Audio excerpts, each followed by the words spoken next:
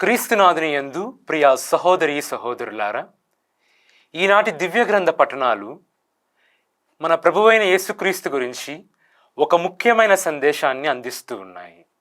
అది ఏమనగా, ఎవరైతే క్రీస్తు ప్రభువును కలుసుకుంటారో వారి జీవితాల్లో మార్పు అనేది సంతరించుకుంటుంది.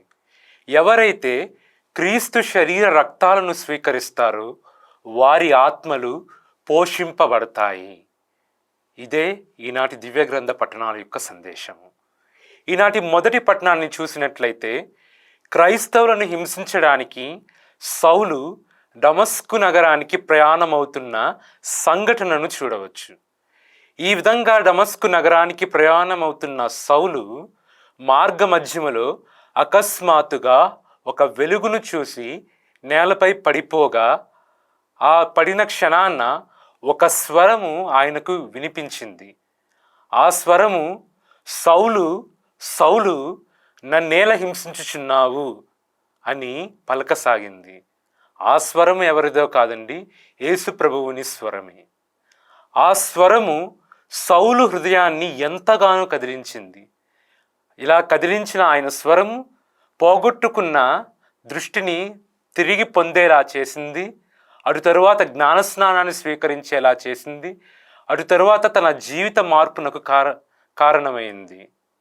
ఈ విధంగా ప్రియ సహోదరులారా, ఒకప్పుడు సౌలు క్రైస్తవులను హింసించే వ్యక్తిగా ఉన్నాడు.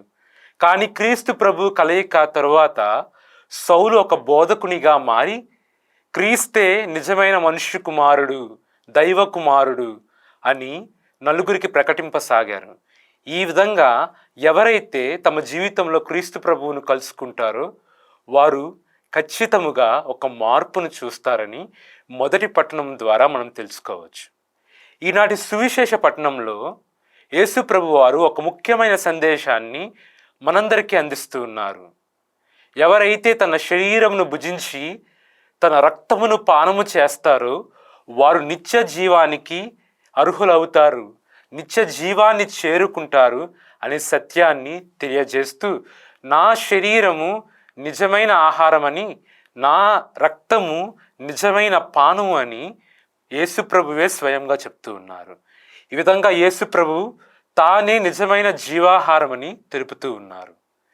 ఏ విధంగా అయితే మన శరీరానికి ఆహారము శక్తినిస్తుందో, అదే విధముగా క్రీస్తు శరీర రక్తాలు మన ఆత్మకు ఒక బలముగా, ఒక ఆహారముగా ఉంటూ ఉన్నాయి.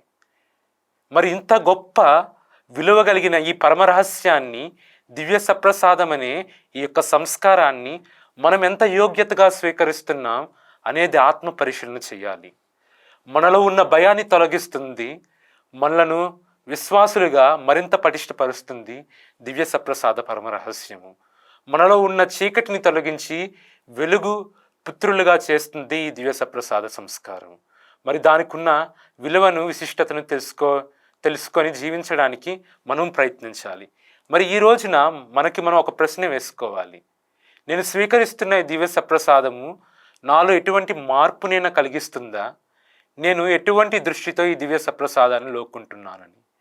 కావున దివ్య సప్రసాదాన్ని స్వీకరిస్తే సరిపోదు, దానిలో ఉన్న పరమరహస్యాన్ని తెలుసుకుంటూ క్రీస్తుతో కలిసిన సౌలు ఏ విధంగా మారాడో అదేవిధంగా మనము కూడా మారడానికి ప్రయత్నించుదాం. ఆమెన్.